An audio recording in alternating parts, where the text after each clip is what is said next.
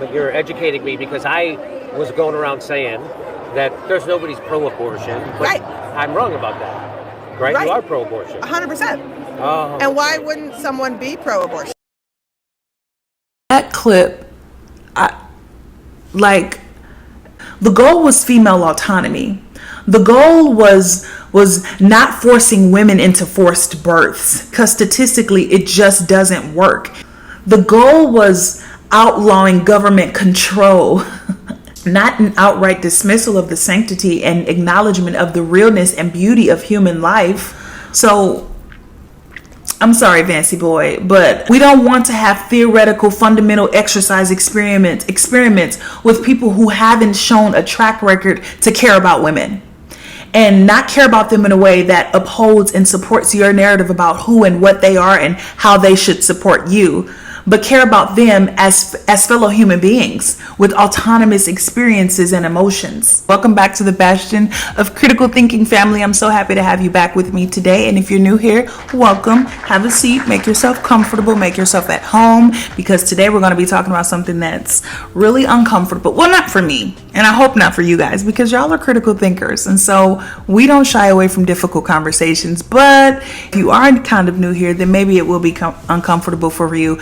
I'm not sure, because you're a newbie. Anyway, with that in mind, we'll be talking about abortion today. And the reason we're talking about abortion today, and the reason why I think that it relates to many of the things that I've already talked about on this channel, is because what we like to do here is wrestle with things within culture and things within faith particularly, and some of the ways that we maybe haven't wrestled with them in the past because of fear of controversy, or fear of being a contrarian, or fear of, upsetting the balance in that issue area. I'm not afraid of that, and I'm not afraid of ruffling some feathers to get to a more healthy perspective on specific issues. And so this topic today will be nothing short of that exactly. Abortion is a really contentious issue, and obviously because it's an election cycle, things are even more contentious, and it's been difficult having some of these conversations. But difficult doesn't mean impossible. And so I want us to come at it with a fresh set of eyes, so that way as we head into this next election and head to the polls, and even just in general, as we have conversations with our neighbors and our families and our loved ones, we are better equipped and are approaching it with much more seriousness, but also care, right? And grace and empathy. And we'll talk a great deal about some of those attributes in the video, in the substance of the video, so should I say. So that in mind, let's hop in. So as a newly declared independent, I have found myself so lost in trying to navigate some of politics' most difficult issues lately. From economics and environmentalism to healthcare and heck, even labor unions, y'all. I've had to really rethink a great deal of my political leanings and gather independent thoughts about these specific things and so many more. And not necessarily separate from that of my upbringing, which I was brought up as a Democrat, but rather in light of my upbringing and the liberal politics that I was thrust into as a child. I just want to pause here and say, I know it's popular as Black people to say we've left the Democrat plantation and crap on the more left-leaning ideology many Black people grew up in for the sake of stroking our own egos or whatever. But I've chosen not to forsake the things that I grew up in for the sake of looking smart or leveraging myself above anyone, because that ends up making you look like a dishonest actor, and like you're just arrogant. So even if some of the political ideologies we were all raised in, typically Black people were raised in, were misguided, the legacy and power of the Black political left is one that can't be dismissed. So shout out to our parents for doing the best that they could, believing in what they knew was right, that got us our liberation today. So just wanted to put that in there. Okay, back to the video. And truly, no issue has struck me and challenged my views more than that of abortion. And it struck me not because I think it's uniquely difficult to navigate intellectually, actually quite the opposite. It struck me because it's one of those issues that really, it can't be over intellectualized, right? Abortion can't be over intellectualized. At the same time, being one of those issues that can't be approached with too much subjectivity either, though, because then we risk losing thoughtfulness and reason in our approach towards this deeply complex issue. So we don't want to over emotionalize it, but we also try hard not to approach it with too much rigidity. all while we're towing the line of heightened emotions about it. Emotions that are either driven by the science of abortion and its social implications, or on the other end, emotions driven by a fundamental belief that abortion is harmful and immoral. Both sides of this issue, and I'm not standing on either of them at this moment, I'm just kind of painting out what they are. But both sides of this issue, contrary to what those that believe in them will say about one another, come at it with an understandable amount of passion. But what if I told you that both sides were not necessarily wrong, but gravely short-sighted? Short-sighted. Let's go with that. I think that's a good way to say it. They're gravely short-sighted. But let me explain. Both sides of this argument are too often void of one key element that I think is so critical to the conversation, and we just can't negate it. God. Now, I know you're probably thinking, Raven, baby, how can that be? When that's all the right, the conservatives, if you will, has done is invoke God in this conversation, acting as if they have a monopoly on the divine or divinity, right? But let me serve notice on you. Just because they've been invoking his name does not mean they've delivered his message well. But we'll save that for later. I promise we'll get to more on that later. For now, I just want you to process the veracity of what we're talking about here. Abortion is a matter of life and its origins, right?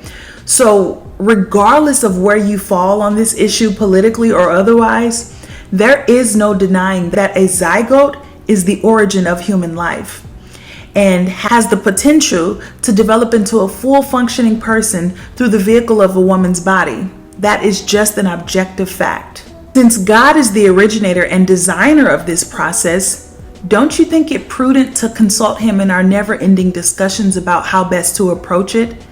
And before you try and dismiss me with the famous or rather infamous line, "Well, I'm not religious, Raven. Well, I'm not religious, Raven. Well, I'm not religious." I'm not talking about religion. I'm talking about God in the context of the giver and almighty creator of human experience. So whether you're a Darwinist or a creationist or somewhere in between, this human experience came to be because something greater than ourselves that we all in one way or another feel a deeper, instinctual, spiritual compelling towards.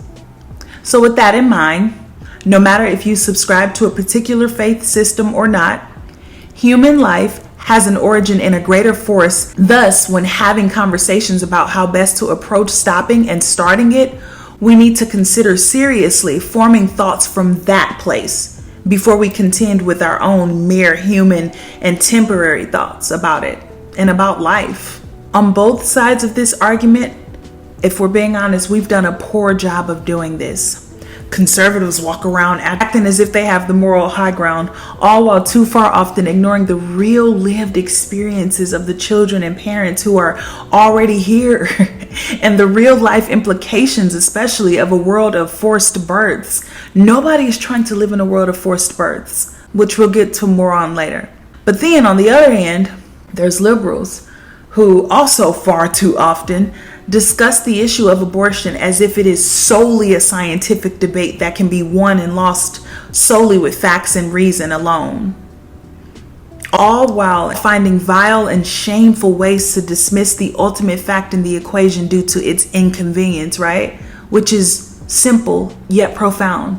The unborn is still life. Sorry, I know that's an inconvenient truth. The reality is God cares about all life, born and unborn. And unless both sides start from this place and have the very real, hard, and necessary discussions from this place, we will continue to see the devolution we've seen in this issue area.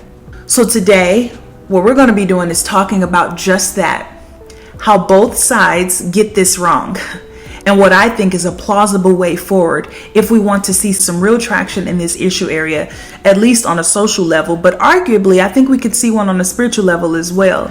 So ironically, this video came up in my mind because if you've been paying any attention at all, like we said in the introduction, we're in an election cycle, right? And so, of course, during an election cycle, yeah, we dredge out the topic of abortion from our political arsenal like it's the secret recipe in the Krabby Patty formula, child. We weaponize its use and fling it around as like this political bargaining tool or political football, all while there are real life people that are bearing the brunt of consequences from the implications of how we politicize this issue. With the recent overturning of Roe v. Wade, this practice of abortion being used as a bargaining tool has been placed into overdrive now, with Democrats and Republicans alike stoking fears in the electorate, making them reflect on the kind of country that they don't want to live in, which I think honestly, I think that's uniquely sinister to me, because rather than offering vision about what this country can and could be, what politicians often do is present a world of fear and doom, many times leaving voters with a semblance of fear and scarcity driving them to voting booths rather than actual vision about the country and what they actually want the country to be like. And ask yourself, truly, when have we ever seen fear produce anything positive and useful, at least in the long term? Can't think of any times. As a result of this, though, our respective position on this issue becomes increasingly more fringe and ludicrous because we start looking at political perspectives as enemies to our own, treating ideas and people who hold those ideas and perspectives like literal boogeymen or Bigfoot sightings. What the? And when this happens, of course we go off the deep end because we've likened it to fighting and warding off an enemy. Both conservatives and liberals have done this, guys. Many factions of the left and pro-choice advocates have in many ways lost their everlasting mind, child, about this issue of abortion. I'm sorry, but we just got to be honest about it. But you're educating me because I was going around saying that there's nobody's pro-abortion. But Right. I'm wrong about that. Right? Right. You are pro-abortion. 100%. Oh. And why wouldn't someone be pro-abortion? Okay. Unless you were taking in some of the stigma that had you have a yes but or a yes. That clip, I thought that the goal was female. Actually, I'm not going to say I thought. I know the goal was female autonomy. The goal was not forcing women into forced births, because statistically it just doesn't work. If you want to have a thriving and free society where humans are happy, healthy, and whole, the goal was outlawing government control, not an outright dismissal of the sanctity and acknowledgement of the realness and beauty of human life. Abortion should always be something we approach with great care and caution, not because we're denying a woman's right to her body or even trying to shame her, but rather at a very minimum, we're acknowledging the seriousness of the weight and the responsibility of what women have been charged to do, which is to bring life into the world. That's serious. And it's okay to approach that topic and that issue area with a level of gravity and severity. It doesn't take away from you trying to protect and offer women's autonomy. But those are two separate things. We don't have to strip the seriousness of it because you want to give women autonomy. The truth is, we've trivialized abortion far too much.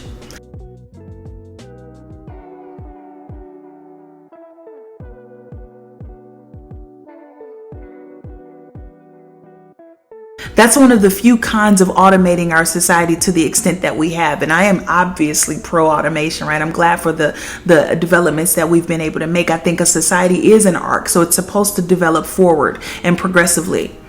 But one of the cons to it is that we now have a world where things are so easily accessible to us that the weight of seriousness that should be given to things and thoughts as serious as ending a pregnancy is minimized as a mere inconvenient blip on the timeline that can be callously gotten rid of if it doesn't fit the narrative that a person, male or female, has for themselves. And to be fair, I want to be clear, I'm not dismissing the nuances here, because I get that since we live in a broken world, the broken things come from brokenness. But all I'm asking though is, at a minimum, we change our heart posture so that we can at least attempt to make different, more careful choices, especially when it comes to abortion.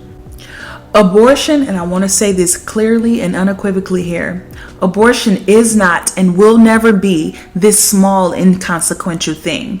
And to the extent that it is in our world, we have been gravely and are gravely mistaken. And I'm not saying that that's everybody. I'm not trying to cast a shadow on all women who get abortions, that they look at it callously or flippantly. However, I have noticed extensively a callous approach and mentality towards it in a lot of niche and not so niche areas. So I felt like that needed to be said. So I recently got into a back and forth with one of my favorite YouTubers of all time, Kimberly Foster, who did a video about JD Vance and his childless cat ladies comments, child. And if you haven't already, go check out her channel. I'll post it here. She's an OG. She's an OG in this YouTube space, and so I value her commentary so much. But nonetheless, her and I and a few other commenters on her page, or on her Instagram actually, got into a small disagreement about childlessness in this country. We were all responding to this clip, and to this clip that she posted, and in this clip she, to me it seems like, had a bit of glee about the increasing number of childless women that is becoming the trend across the country. And to be fair, globally as well, because statistics show that we are just moving more and more away from people having children for all sorts of reasons, honestly, that we don't even have time to get into for this video, child. So I digress from that. Here's the clip. Electorate is stratified by religion, marital status, education. We are expecting the largest gender electoral gap in history because all women under 30 are way more liberal than men under 30. One of the contributors to that is they are much more likely to have attended college than the men. For every 1 degree that a man earns, 2 women earn a degree. In many cities across the country, particularly major metropolitan areas, women under 30 are out earning men under 30, and women under 30 are much more likely to be single than older millennials and Gen X and up. White women have historically voted for the Republican Party because of white supremacy. Yeah, sure. But all married people are more likely to vote for the Republican Party. And now that the United States is filled with childless cat ladies, including the most famous childless cat lady in the world, Taylor Swift. I get why we would be chipper and happy about this in part, right? Especially in the context of this video, because Kim is responding to a man who tried to get one off on women, right? Let's just be real. He tried to get one off and be offensive, and he was successful, and he was extremely disrespectful and offensive.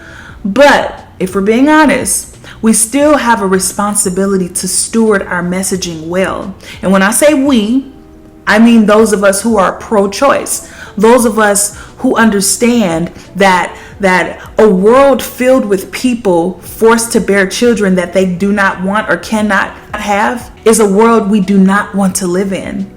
That said, this fundamental belief has no bearing on the seriousness of child rearing and the seriousness we should approach it with.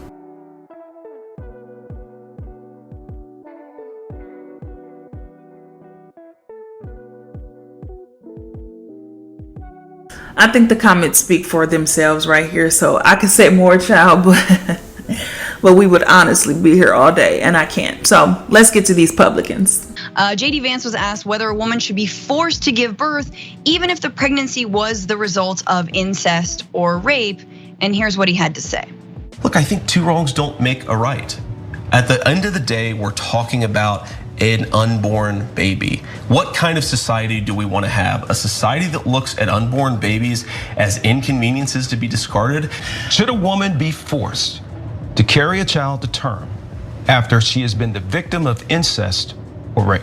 Look, my view on this has been very clear, and I think the question betrays a certain presumption that's wrong.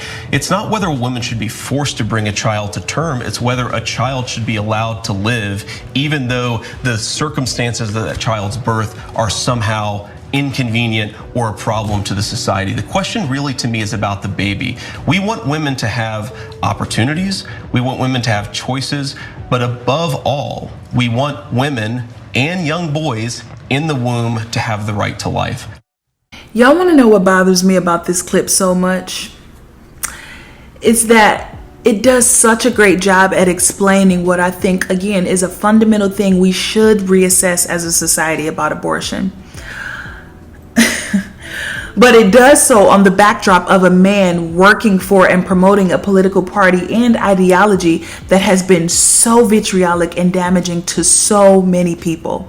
So, I'm sorry, Vancy Boy, but unless you speak fluently on the very real and present danger of rape and incest, and not just the possibility of pregnancy in that situation, but the real detrimental emotional toll that rape has on women, then your theoretical and fundamental exercise falls on deaf ears. I'm sorry. We don't want to have theoretical fundamental exercise experiments with people who haven't shown a track record to care about women. And not care about them in a way that upholds and supports your narrative about who and what they are and how they should support you, but care about them as fellow human beings with autonomous experiences and emotions. So you can keep all the thought experiments because they're useless on the backdrop of the Republican Party and the Republican narrative. Sorry, not sorry. So let me calm down. With all that said, it's unfortunate that someone with his background and representing the party that he is in is purporting these ideas, because they really are necessary discussions to have. But the reality is, moving forward, even if I gave them the benefit of the doubt, Republicans and conservatives, that they are not purposefully trying to be misogynistic and control women like the narratives say about them, because frankly, I don't believe that all people who are pro-life deserve that label, if I'm being honest. However, Republican policies are just too often incongruent with the religious values that they claim to uphold. While their stance on issues like abortion is rooted in a desire to protect life, their broader policies frequently prioritize corporate interests and an idealized version of society that overlooks the complexities of a broken world. Even if their intention is not to control women, their focus on restricting abortion without adequately addressing economic inequalities, healthcare access, and social support systems, it gives that impression. Their faith, which is a faith I share, reminds us that the world is inherently flawed and filled with hardship. And you would think that this leads them to create policies to address the real struggles people face, rather than relying on these romanticized visions of thriving families that for many simply just does not exist. This disconnect between their religious values and their political actions highlights the need for policies that engage with the realities of a broken world and help people where they are, not where they wish that they would be.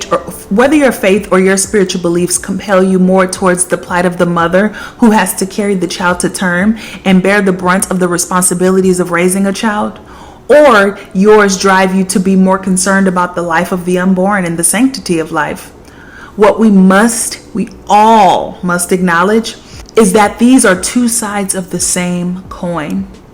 And that may be difficult for you to reckon with, but this, family, is why I call on us to invoke God into the conversation.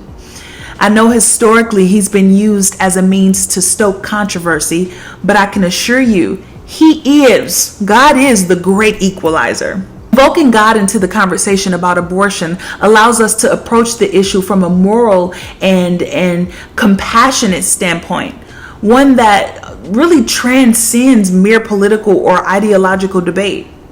Central to this conversation is empathy, understanding that both sides of the debate often arise from deeply held convictions and personal struggles even. When we acknowledge that God is the originator of life, it sets the stage for viewing human existence as sacred And I also think viewing human existence as sacred doesn't take away from either of our positions. Rather, it only adds to them and gives it much more substance and foundation to stand on when having these difficult discussions. In the Bible, for example, the creation narrative presents life as a deliberate and divine act where every person is fearfully and wonderfully made. This theological framework calls for a reverence for all life, whether it be the unborn or those that are already living. God's concern for life extends far beyond conception and birth to the flourishing of human beings at every stage, both spiritually and materially. When we invoke God, guys, into this conversation, we're reminded that those facing the difficult decision of abortion may be experiencing profound pain, fear, or desperation. Rather than rushing to judgment in the conversations, the character of God compels us to show empathy for the situation, even if we ultimately disagree with their decision. I know that that's hard to think about, but truly, you can bathe your words and your perspective in grace, and you can still come out with a disagreement about the outcome, and that's okay. But this empathy echoes Jesus' call to love one another, offering grace and understanding even in the most complex and emotionally charged situations like abortions. However, invoking God also challenges us to uphold the dignity of life. If we affirm that God is the source of all life, even those who support or undergo abortion must be willing to grapple with the reality that life is sacred. Belief in abortion, even if it remains, should be accompanied by a profound respect for the sanctity of that life. Understanding that it is not a decision to just be taken lightly or flippantly. The God-centered approach would not only respect the unborn, but also ensure that those already living, particularly the mothers and the families and communities involved, are treated with dignity and respect and care. Essentially, what I'm saying is, invoking God in this conversation frames abortion not just as this medical or political issue, but as a moral and spiritual one. It calls for deep empathy for the individuals involved, recognizing the complexity of their situations while also affirming that all life, both born or unborn, is sacred and deserves respect. Even if one's conclusions about abortion remain unchanged, viewing it through the lens of God's reverence for life encourages a more compassionate and life-affirming perspective, which allows us the opportunity to balance the sanctity of potential life with the sanctity of life that's already here. So, what's my point? Let's get to the conclusion. My point is, I'm encouraging us to re-engage our thoughts about abortion.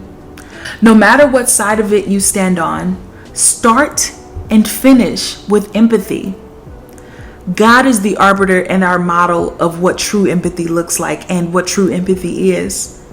When he approached the woman at the well in the book of Mark, he engaged with her. He didn't come at her with judgment and vitriol. He engaged with her. He asked her questions, challenging her to engage with her own life and perspective. And then he made a statement that offered her love and empathy.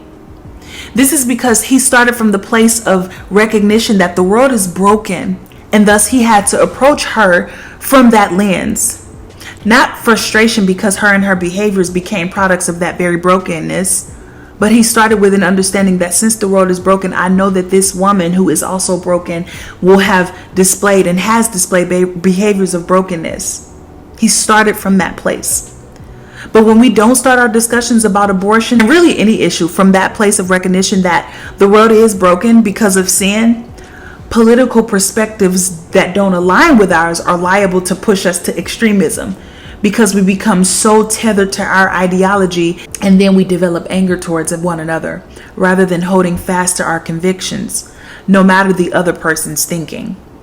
I'll always see the nuance and empathetic perspective about abortion because Jesus and love of Christ drives my perspective, not what the other side does. So I'm not trying to oversimplify the answer to abortion or how we should legislate it. However, what I am calling for and will always call for is an induction of God in our approach towards this conversation. Because when we do that, we invite love and empathy to the table. And so long as empathy is at the table, guys, there's no room for dictating and stripping people of their humanity because of our opinions and our perspectives. Empathy. The ability to understand and share the feelings of one another. Are you capable of that? Have you done that in your perspective about abortion? You should try it first. And then after that, let that inform your policy positions around this issue. All right, guys. Family, family, family. I hope that you get the gist of what I'm saying. Choose empathy. Choose love. And that can feel cliche, but in this era, in this time where we are all stuck in our respective silos on the internet, it's so easy not to, because we get into this feedback loop and we automatically think that we're right, and then self-righteousness starts to settle in. And I've especially seen that around abortion, and I think it's just too contentious of an issue to approach it in that way. So choose empathy. I hope this video has been helpful, and let me know in the comments what you think. Push back on me where you feel like I'm wrong. And also, one more thing, shameless plug, I wrote 2 books. I don't know if you can see them here. 20-somethings lessons from my 20s, and It's Not Political. Both these books are available on Amazon and Barnes & Noble, so pick them up. And until next time, I'll talk to you guys soon. Like, comment, and subscribe. I always forget to say that, but I really need you guys to do that, because it really, really, really, really, really helps out with the algorithm and helps us to grow our family here. So if you want the world to critically think more, and you think that the world isn't doing that enough, you should probably help me spread my message about the things that we talk about here. All right, family, I'm done rambling, and until next time, I will talk to you later. Bye. I really got to stop singing out, but bye, guys.